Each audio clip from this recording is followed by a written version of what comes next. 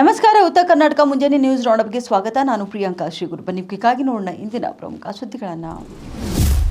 ತಾಲೂಕಿನ ತೆಕ್ಕಲಕೋಟೆ ಪಟ್ಟಣದ ಗೃಹ ರಕ್ಷಕ ದಳದ ಘಟಕದ ಅಧಿಕಾರಿ ಬಿ ವೆಂಕಟೇಶಪ್ಪ ಅವ್ಯವಹಾರದಲ್ಲಿ ತೊಡಗಿದ್ದಾರೆಂದು ಆರೋಪಿಸಿ ಕಳೆದ ವರ್ಷ ಸಲ್ಲಿಕೆ ಮಾಡಲಾದಂತಹ ಆರೋಪದ ವಿರುದ್ಧ ಅಧಿಕಾರಿಗಳು ಯಾವುದೇ ಕ್ರಮ ಕೈಗೊಳ್ಳದಿರುವುದನ್ನು ವಿರೋಧಿಸಿ ಜಿಲ್ಲಾ ಕಮಾಂಡೆಂಟ್ಗೆ ಮುತ್ತಿಗೆ ಹಾಕಿದ ಘಟನೆ ಗುರುವಾರ ನಡೆದಿದೆ. ಇನ್ನು ಪಟ್ಟಣದ ಸರ್ಕಾರಿ ಪದವಿ ಪೂರ್ವ ಕಾಲೇಜಿನ ಆವರಣದಲ್ಲಿ ನಡೆದ ಸಭೆಯಲ್ಲಿ ಜಿಲ್ಲಾ ಗೃಹ ರಕ್ಷಕ ದಳದ ಬಳ್ಳಾರಿ ಜಿಲ್ಲಾ ಸಮಾದೇಷ್ಟ ಎಮ್ಮಿಗ್ನೂರು ಶೇಕ್ಷಾವಲಿ ಅವರಿಗೆ ಈ ಕುರಿತು ಗೃಹ ರಕ್ಷಕ ಸಿಬ್ಬಂದಿ ದಾಖಲೆ ಸಮೇತ ಮನವಿ ಸಲ್ಲಿಸಿದ್ರೂ ಕೂಡ ಏಕೆ ಕ್ರಮ ಕೈಗೊಂಡಿಲ್ಲ ಎಂದು ಪ್ರಶ್ನೆ ಮಾಡಿದರು.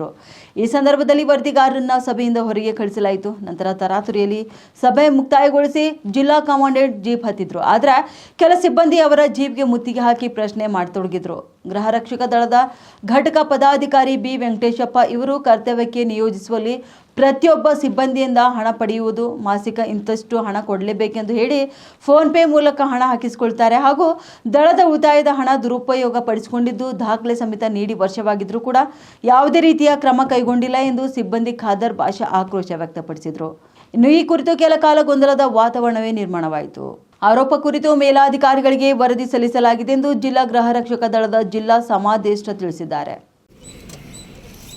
ಈಗ ಸರ್ ಅಮೌಂಟ್ 1,95,000 ರೂಪಾಯಿ ಮತ್ತೆ ಆಫೀಸ್ ಫಂಡ್ ಅಂತ ತಗೊಂಡಿರೋದು ಅದು ಯಾರು ಕೊಡಬೇಕು ಸರ್? ಘಟಕರಿಕಲಿಂದ ಎಲ್ಲ ಕೇಳಿರಿ ಮತ್ತೆ ನೇಮಿಸಿದಿರಿ.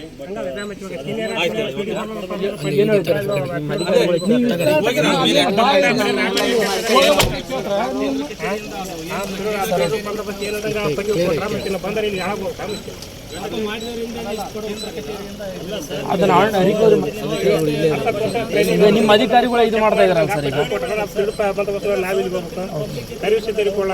ಅಲ್ಲಿ ಬಂದವ್ರನ್ನ ಕೇಸ್ ಹಾಕಿ ಸೆಂಟ್ರಲ್ ಜೈಲಿಗೆ ಹಾಕೋದು, FIR ಮಾಡಿ ಕಳಿಸೋದ್ರಲ್ಲಿ ಆಗ್ತದೆ. ಪೊಲೀಸರಿಗೆ ಕೆಲಸ ಇರುತ್ತಾ? ಅವ್ರಿಗೆ ಸಂಬಳ ಕೊಡೋದಿರುತ್ತಾ? ಎಲ್ಲ ಇದ್ರಾಗ ನೀವು ಹೆಂಗೆ ಆಲೋಚನೆಯಿಂದ ಇರಬೇಕಂತ ಹೇಳ್ತೀರಿ. ಪೊಲೀಸ್ ಇಲಾಖೆಗಳು ಅವ್ರಿಗೆ ಕೂಡ ಪಬ್ಲಿಕ್ ಜೊತೆ ಆಲೋಚನೆಯಿಂದ ಇರಬೇಕು. ನೀವು ಏನೇ ಕೊಲೆ ಮಾಡಿರಿ, ದರೋಡೆ ಮಾಡಿರಿ, ಹುಲಿಗೆ ಮಾಡಿರಿ, ನಿಮ್ಮ ಮೇಲೆ ಯಾವುದೇ ಒಂದು FIR ಏನು ನಾವು ಬರೆಯೋದಿಲ್ಲ, ಚಾರ್ಜ್ ಶೀಟ್ ಹಾಕೋದಿಲ್ಲ, ಸೆಂಟ್ರಲ್ ಜೈಲಿ ನಿಮ್ಮನ್ನ ನಾವು ಕಳಿಸೋದಿಲ್ಲ ಅಂತಂದು ಅವ್ರು ಕೂಡ ಹೇಳ್ಬೋದಲ್ಲ ಸರ್. ಅಲ್ಲ ಸರ್, ಅವ್ರನ್ನ ವಜಾ ಮಾಡಿದ್ರೆ ಅಂದ್ರೆ ಇದು ದಾಖಲೆ ಇದೆ ಸರ್. ವಜಾ ಮಾಡಿರ್ತಕ್ಕಂಥ ಇದಿದೆನಾ? 2 ದಿವಸ ನಾವು ವಜಾ ಮಾಡಿರ್ತಕ್ಕಂಥದ್ದು ಹೋಗಿದ್ದಾರೆ ಸರ್. ಅದು ಯಾಕಂದ್ರೆ ಈಗ ನಮಗೆ ಬೆಂಗಳೂರು ಹುಬ್ಳಿಯಿಂದ ಫೋನ್ ಮಾಡಿದೆ, ನಮಗೆ ಸಂಯುಕ್ತ ಕರ್ನಾಟಕ ಹೆಡ್ ಆಫೀಸಿಂದ ಫೋನ್ ಮಾಡಿ ಈ ಥರ 3,000 ಇದು ಈಗ ಆಗಿದೆ ಅಂತಲ್ಲಪ್ಪ, ಹಂಗಾಗಿ ಇದಕ್ಕೆ ಏನು ಹೇಳ್ತೀರಾ ಅವರಿಂದನೇ ಇದು ಮಾಡಿ ಅಂತ ಹೇಳ್ತಾರೆ. ನಮ್ಮ ಡೆಸ್ಕ್ ಅವರೇ ಕೇಳ್ತಾ ಇದ್ದಾರೆ ಸರ್. ಬೀದರ್ ಜಿಲ್ಲೆಯ ಹುಲ್ಸೂರು ತಾಲೂಕಿನ ಸುಕ್ಷೇತ್ರ ಬೇಲೂರು ಗ್ರಾಮದಲ್ಲಿ HT ಬಾಯ್ಸ್ ತಂಡದ ಯುವಕರ ವತಿಯಿಂದ ಅದ್ಧೂರಿಯಾಗಿ ಹನುಮಾನ್ ಜಯಂತಿ ಆಚರಣೆ ಮಾಡಲಾಯಿತು. ಗ್ರಾಮದಲ್ಲಿ ಹನುಮಾನ್ ಜಯಂತಿಯ ನಿಮಿತ್ತ ಹಬ್ಬದ ವಾತಾವರಣ ನಿರ್ಮಾಣವಾಗಿತ್ತು. ಬೆಳಗ್ಗೆ ಯುವಕರು ಆಂಜನೇಯನಿಗೆ ಪೂಜೆ ಸಲ್ಲಿಸಿದ್ರು. ದಿನವಿಡೀ ಸಾರ್ವಜನಿಕರಿಗೆ ಪ್ರಸಾದ ವ್ಯವಸ್ಥೆ ಮಾಡಲಾಗಿತ್ತು. ಮಾಜಿ ವಿಧಾನ ಪರಿಷತ್ ಸದಸ್ಯ ವಿಜಯ್ ಸಿಂಗ್ ಹಾಗೂ ಮಾಜಿ ಜಿಲ್ಲಾ ಪಂಚಾಯತ್ ಸದಸ್ಯ ಗುಂಡುರೆಡ್ಡಿ ದೇವರ ಆಶೀರ್ವಾದ ಪಡೆದುಕೊಂಡರು. ಇನ್ನು ಸಂಜೆ ವೇಳೆ ಅಲಂಕರಿತ ವಾಹನದಲ್ಲಿ ಹನುಮಂತನ ಭಾವಚಿತ್ರವಿಟ್ಟು ಅದ್ಧೂರಿ ಶೋಭಾಯಾತ್ರೆ ನಡೆಯಿತು. ಶೋಭಾಯಾತ್ರೆಯು ಹನುಮಾನ್ ಮಂದಿರದಿಂದ ಶುರುವಾಗಿ ಲಕ್ಷ್ಮೀ ದೇವಸ್ಥಾನ, ಬಸವೇಶ್ವರ ದೇವಸ್ಥಾನ ಹಾಗೂ ಬಸವೇಶ್ವರ ವೃತ್ತದ ಮೂಲಕ ಹನುಮಾನ್ ಮಂದಿರದ ಬಳಿ ಶೋಭಾಯಾತ್ರೆ ಸಮಾರೋಪಗೊಂಡಿತು. ಇನ್ನು ಈ ಶೋಭಾಯಾತ್ರೆಯಲ್ಲಿ 100 ಯುವಕರು ಕುಣಿದು ಕುಪ್ಪಳಿಸಿದರು. ಬೀದರ್ ಜಿಲ್ಲೆಯ ಬಸವಕಲ್ಯಾಣ ತಾಲೂಕಿನಲ್ಲಿ ಜನರು ಗೃಹ ಬಳಕೆಯ ಗ್ಯಾಸ್ ಸಿಲಿಂಡರ್ಗಾಗಿ ಪರದಾಡುತ್ತಿದ್ದು, ಬೆಳಗ್ಗೆಯಿಂದಲೇ ಸುಡುವ ಬಿಸಿಲಿನಲ್ಲಿ ನಿಂತು ಪರದಾಟ ನಡೆಸುವ ಪರಿಸ್ಥಿತಿ ನಿರ್ಮಾಣವಾಗಿದೆ. ದೈನಂದಿನ ವ್ಯವಹಾರ ಮತ್ತು ಕೆಲಸ ಕಾರ್ಯಗಳನ್ನು ಬಿಟ್ಟು ಗ್ಯಾಸ್ ಸಿಲಿಂಡರ್ಗಾಗಿ ಪ್ರತಿದಿನ ಕಾಯ್ತಿದ್ದೇವೆ ಎನ್ನುವುದು ಇಲ್ಲಿನ ಜನರ ವಾದವಾಗಿದೆ. ನಗರದ ಇಂಡಿಯನ್ ಸಂತೋಷ್ ಗ್ಯಾಸ್ ಏಜೆನ್ಸಿಯಲ್ಲಿ ಸಮಸ್ಯೆ ವಿಪರೀತವಾಗಿದ್ದು, 1 ವಾರ 15 ದಿನ ಕಳೆದರೂ ಕೂಡ ಗ್ಯಾಸ್ ಸಿಲಿಂಡರ್ ಸಿಗ್ತಿಲ್ಲ ಎಂದು ಸಸ್ತಾಪುರ ಗ್ರಾಮದ ರೈತ ಸಿದ್ದು ಎನ್ನುವರು ತಮ್ಮ ಅಳಲನ್ನ ತೋಡ್ಕೊಂಡಿದ್ದಾರೆ.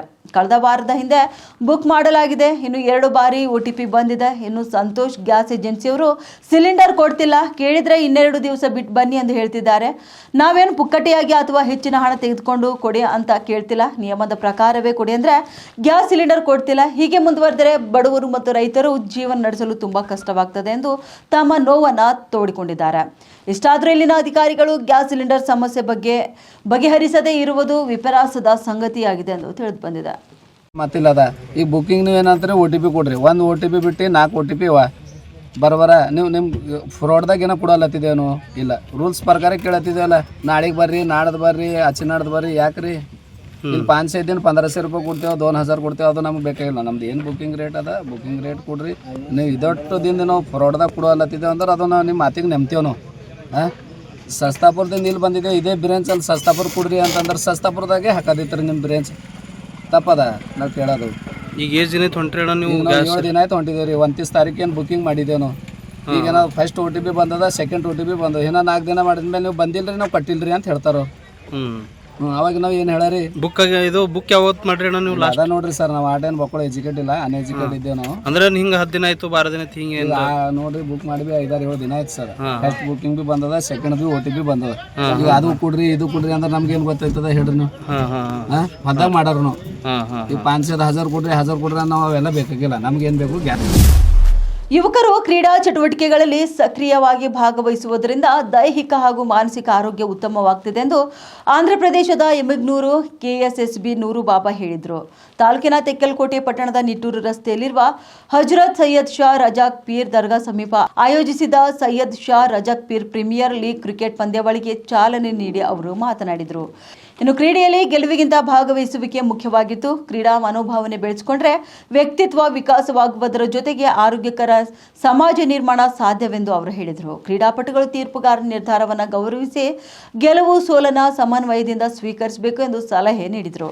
ಪಂದ್ಯಾವಳಿಯಲ್ಲಿ ಒಟ್ಟು 20 ತಂಡಗಳು ಭಾಗವಹಿಸಿದ್ವು. ಇನ್ನು ಉದ್ಘಾಟನಾ ಪಂದ್ಯದಲ್ಲಿ ಮುಲ್ಲಾ ಬಾಯ್ಸ್ ಹಾಗೂ ಬುಡ್ಡೆಕಲ್ಲು ವಾರಿಯರ್ಸ್ ತಂಡಗಳು ಮುಖಾಮುಖಿಯಾದವು. ಈ ಸಂದರ್ಭದಲ್ಲಿ Hazrat Syed Shah Chand Peer, S Peerwali, S Khazim, J Ismail, C Honnur Sab, M Babu, Mulla Hussain Basha, E Khaderwali, N Khaderwali, M Peer Basha, Guddappa ಸೇರಿದಂತೆ ಹಲವು ಮುಖಂಡರು ಹಾಗೂ ಕ್ರೀಡಾಪಟುಗಳು ಉಪಸ್ಥಿತರಿದ್ದರು. ಇನ್ನು ರಾಜ್ಯಾದ್ಯಂತ ಆಟೋ LPG ಗ್ಯಾಸ್ ಕೊರತೆಯಿಂದಾಗಿ ಯಾದಗಿರಿಯಲ್ಲಿ ಕೂಡ ಆಟೋ ಗ್ಯಾಸ್ ಕೊರತೆ ಉಂಟಾಗಿದೆ. ಗೋ ಗ್ಯಾಸ್ ಸ್ಟೇಷನ್ನಲ್ಲಿ ಗ್ಯಾಸ್ ಖಾಲಿ. ಗ್ಯಾಸ್ ಸ್ಟೇಷನ್ನಲ್ಲಿ ನೋ ಸ್ಟಾಕ್ ಬೋರ್ಡ್ ಅಳವಡಿಕೆ ಮಾಡಲಾಗಿದೆ. ಗ್ಯಾಸ್ ಕೊರತೆಯಿಂದ ಆಟೋ ಚಾಲಕರು ಸಂಕಷ್ಟ ಎದುರಿಸುವಂತಾಗಿದೆ. ಯಾದಗಿರಿ ಜಿಲ್ಲೆಯಲ್ಲಿ ಇವೆ 300ಕ್ಕೂ ಹೆಚ್ಚು LPG ಆಟೋಗಳು. ಆದರೆ ಗ್ಯಾಸ್ ಸಿಗದಕ್ಕೆ ಆಟೋ ಚಾಲಕರು ಸಂಕಷ್ಟ ಎದುರಿಸಬೇಕಾಗಿದೆ. ತಿಂಗಳ EMI ಪಾವತಿ ಮಾಡಲು ಕಷ್ಟವಾಗ್ತಿದೆ. ಕೂಡಲೇ LPG ಗ್ಯಾಸ್ ಕೊರತೆ ನೀಗಿಸುವಂತೆ ಆಟೋ ಚಾಲಕರು ಆಗ್ರಹಿಸಿದ್ದಾರೆ.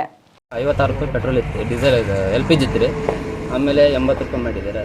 ಆಮೇಲೆ ನಮ್ಗೆ ಗ್ಯಾಸ್ ಆದರೆ ಪರ್ದಲ್ಲಿ ಬೀಳ್ತದೆ ಸರ್, 25 ಬರ್ತದೆ ಎವರೇಜ್. ಪೆಟ್ರೋಲ್ ಆದರೆ ಎವರೇಜ್ ಬರಲ್ಲ ರೀ. ಪೆಟ್ರೋಲ್ ರೇಟು 112 ರೂಪಾಯಿ ಮಾಡಿದ್ದಾರೆ. ಇವರಾದರೆ 130 ಆದರೆ ತರಿಸ್ತೀವಿ, ಇಲ್ಲಾಂದರೆ ತರಿಸಲ್ಲ ಅಂತ ಹೇಳ್ತಾರೆ. ನಮ್ಮ ಜೀವನ ಇದ್ರ ಮೇಲೆ ನಡೆಯೋದು ಸರ್.